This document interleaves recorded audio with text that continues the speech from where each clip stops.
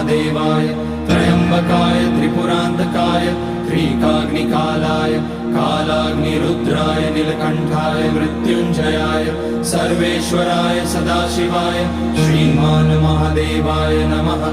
ओम नमः शंभवाय च मयोभवाय च नमः शंकराय च मयस्कराय च नमः शिवाय च शिवतराय च।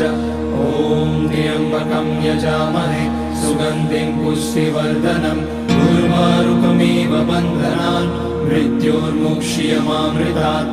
नागेन्द्रहाराय त्रिलोचनाय भस्मांगराय महेश्वराय नित्याय शुद्धाय दिगंबराय तस्मै नकाराय नमः शिवाय। मंदाकिनी सलिल चंदन चर्चिताय नंदीश्वर प्रमथनाथ महेश्वराय मंदार पुष्य बहुपुष्य सुपूजिताय